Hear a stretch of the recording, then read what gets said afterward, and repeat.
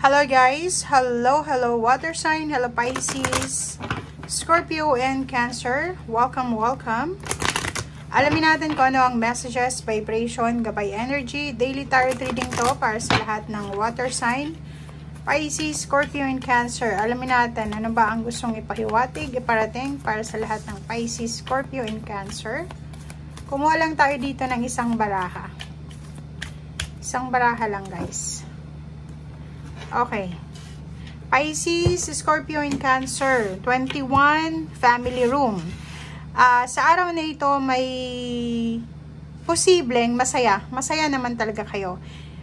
Mapa-Pisces or Scorpio or Cancer. Pwedeng may sineselebrate kayo sa inyong pamilya. Nakikita ko sir dito financially parang wala ka namang masyadong problema. It's either katatanggap mo pa lang sa pera.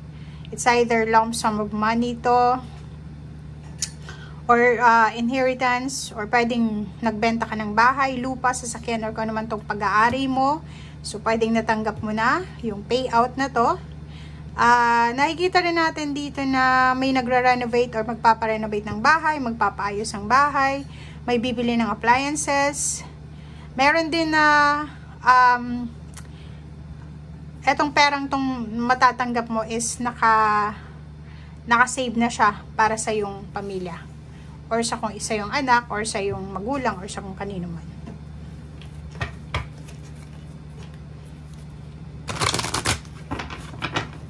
Okay, Pisces, Scorpio, Cancer.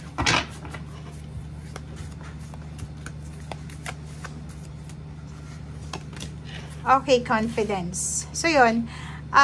Nakikita ko sir dito, wala kang masyadong takot, 'di ba? Hindi ka natatakot sa araw na ito, lalo na sa usaping pera. Naniniwala ka na kaya mong mapagtagumpayan lahat ng mga financial problems, or wala kang masyadong kinakatakutan kasi siguro may hawak kang pera or may source ka ng income, or confident ka sa araw na ito na lahat ng pangangailangan ng pamilya mo ay maipoprovide mo.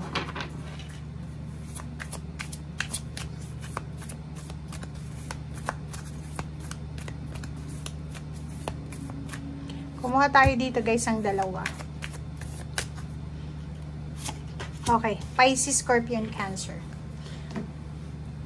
2 cards, support and dreams. So, nakikita ko sa'yo dito na if you're a parent, mother or father or anak, or kung ano man to, suportado mo kung ano man ang pangarap ng iyong anak, or suportado mo kung ano itong pangangailangan ng pamilya. Sa araw na ito, kung makikita mo, marami kang mga guides, mga spiritual helpers, guides, angels, archangels na wala na sila dito sa mundang ibaba. Pwedeng mga relatives mo sila, mahal sa buhay na nandun na sila sa kabilang buhay. And sa araw na ito, nakatingin sila sa'yo. Okay? Lahat sila, parang binibless ka nila, sinusuportahan ka nila sa kung ano man ito na plano mo sa buhay, or kung ano man itong gagawin mo. Okay? Tingnan mo. Kung makikita mo dito, sila yung mga angels mo, angels, archangels, guides, spiritual helpers. Nakatingin sila sa iyo, sa earth. And yung kamay nila, di ba, kung makikita mo, binibless ka nila, sinusuportahan nila lahat ng pangarap mo. Okay? And sa araw na ito, pwedeng marami kang mga premonition, or marami kang mga messages or mensahe through panaginip. Kung ano man ito na mapanaginipan mo sa araw na ito, isulat mo siya kasi pwedeng it's a guidance from your guide, from spiritual helpers na gustong ipahiwatig sa'yo. Okay? And kung ano man itong pangarap mo sa buhay, be confident and trust na susuportahan ka ng mga guidance, mag-guides mo, or mga nasa kabilang buhay na suporta. Okay?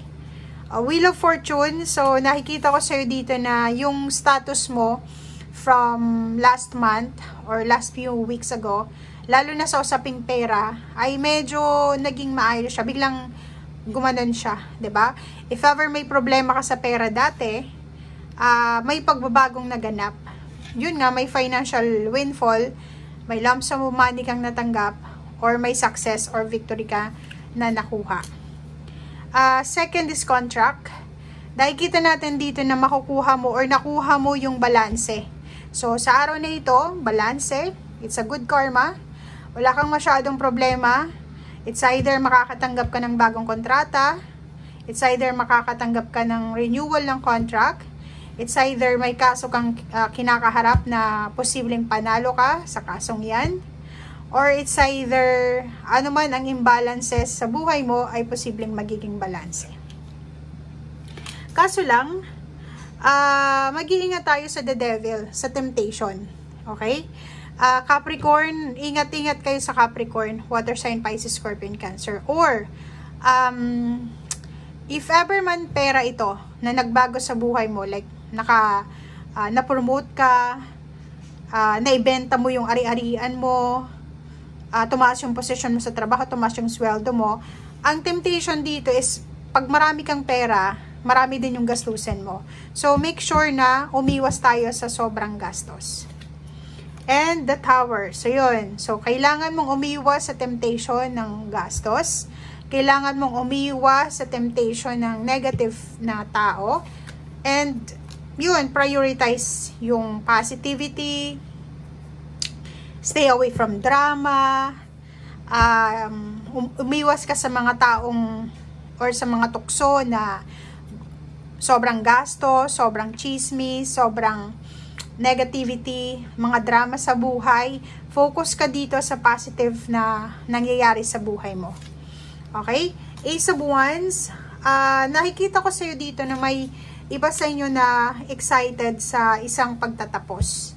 It's either pagtatapos to ng iyong anak sa kanyang pag-aaral, it's either pagtatapos ng from nag-level up siya na relationship, pwedeng magpapakasal na, or posibleng, eto na yung matagal nyo na hinihintay, or minamanifest ng buong pamilya na pagtatapos.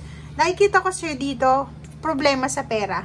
Posibleng yung problema sa pera ay nagtapos na, kaya sobrang excited ka, sobrang masaya ka. Tingnan mo, oh. Kung may mga issues kayo sa relationship, may mga family issue, relationship issue, intimate, mag-asawa, mag-boyfriend, girlfriend, posibleng matapos ito sa araw na ito. Magkakaroon kayo ng closure. Ibig sabihin, magkakaayos kayo, or posibleng makapag-desisyon kayong dalawa na maghiwalay na, or makakapag-desisyon kayo na tapusin na lang yung relationship for the sake ng peace of mind. Second is yung money. 5 of coins to eh. So, yung problema mo sa pera ay posibleng matapos na rin. Okay? Yung problema mo sa relationship, sa paligid mo, yung mga negativity ay pwedeng mapalitan ng positivity. Okay? So, ang ilalim niya is 6 of Wands, so victory and success. Ang nakikita ko sir dito na ang araw na ito is pakiramdam mo, successful ka. Pakiramdam mo, panalo ka. Pakiramdam mo, nakuha mo yung satisfaction, yung contentment. Pakiramdam mo, nasa taas ka. Okay? So, thank you guys and see you again. Bye!